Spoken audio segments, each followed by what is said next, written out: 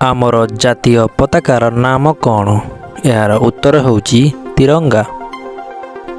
ଆମର ଜାତୀୟ ସଙ୍ଗୀତର ନାମ କ'ଣ? ଏହାର ଉତ୍ତର ହେଉଛି ଜନ ଗଣ ମନ। ଆମର ଜାତୀୟ ଗୀତର ନାମ କ'ଣ? ଏହାର ଉତ୍ତର ହେଉଛି ବନ୍ଦେ ମାତରମ୍। ଆମର ଜାତୀୟ ମୁଦ୍ରାର ନାମ କ'ଣ? ଏହାର ଉତ୍ତର ହେଉଛି ଭାରତୀୟ ଟଙ୍କା ବା ଇଣ୍ଡିଆନ୍ ରୁପିଜ୍। ଆମର ଜାତୀୟ ଫଳର ନାମ କ'ଣ? ଏହାର ଉତ୍ତର ହେଉଛି ଆମ୍ବ। ଆମର ଜାତୀୟ ଉଦ୍ଦେଶ୍ୟର ନାମ କ'ଣ? ଏହାର ଉତ୍ତର ହେଉଛି ସତ୍ୟମେବ ଜୟତେ। ଆମର ଜାତୀୟ ଫୁଲର ନାମ କ'ଣ? ଏହାର ଉତ୍ତର ହେଉଛି ପଦ୍ମ ଫୁଲ। ଆମର ଜାତୀୟ ବସ୍ତ୍ରର ନାମ କ'ଣ? ଏହାର ଉତ୍ତର ହେଉଛି ଧୋତି। ଆମର ଜାତୀୟ ପଶୁର ନାମ କ'ଣ? ଏହାର ଉତ୍ତର ହେଉଛି ବାଘ। ଆମର ଜାତୀୟ ପକ୍ଷୀର ନାମ କ'ଣ? ଏହାର ଉତ୍ତର ହେଉଛି ମୟୂର।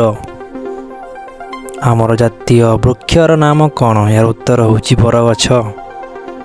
ଆମର ଜାତୀୟ ଖେଳର ନାମ କ'ଣ? ଏହାର ଉତ୍ତର ହେଉଛି ହକି। ଆମର ଜାତୀୟ ନଦୀର ନାମ କ'ଣ? ଏହାର ଉତ୍ତର ହେଉଛି ଗଙ୍ଗା। ଆମର ଜାତୀୟ କ୍ୟାଲେଣ୍ଡରର ନାମ କ'ଣ? ଏହାର ଉତ୍ତର ହେଉଛି ଶକ କ୍ୟାଲେଣ୍ଡର। ଆମର ଜାତୀୟ ପନିପରିବାର ନାମ କ'ଣ? ଏହାର ଉତ୍ତର ହେଉଛି କଖାରୁ ବା ପମ୍ପକିନ୍। ଆମର ଜାତୀୟ ଜଳଚର ପ୍ରାଣୀର ନାମ କ'ଣ? ତା'ର ଉତ୍ତର ହେଉଛି ଡଲଫିନ୍। ଆମର ଜାତୀୟ ପ୍ରତୀକର ନାମ କ'ଣ? ତା'ର ଉତ୍ତର ହେଉଛି ଅଶୋକ ସ୍ତମ୍ଭ, ଯାହାକି ସାରନାଥରେ ଅଛି। ଆମର ଜାତୀୟ ଖାଦ୍ୟର ନାମ କ'ଣ? ତା'ର ଉତ୍ତର ହେଉଛି ଖିଚଡ଼ି।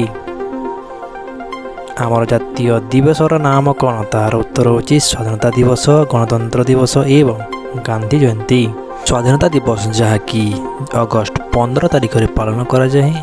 ଗଣତନ୍ତ୍ର ଦିବସ ଯାହାକି ଜାନୁଆରୀ 26 ତାରିଖରେ ପାଳନ କରାଯାଏ। ତ ଆପଣମାନଙ୍କ ପାଇଁ ଆଜିର ପ୍ରଶ୍ନ ହେଉଛି ଗାନ୍ଧୀ ଜୟନ୍ତୀ କେବେ ପାଳନ କରାଯାଏ? ତ ଆପଣ ନିଶ୍ଚୟ କମେଣ୍ଟ କରିବେ। ଆଉ ଯଦି ଭିଡ଼ିଓଟି ଭଲ ଲାଗିଲା ନିଜ ସାଙ୍ଗମାନଙ୍କ ସହ ନିଶ୍ଚୟ ସେୟାର କରିବେ ଆଉ ସବସ୍କ୍ରାଇବ୍ କରିବାକୁ ଭୁଲିବେନି। ଧନ୍ୟବାଦ। ଜୟ ହିନ୍ଦ।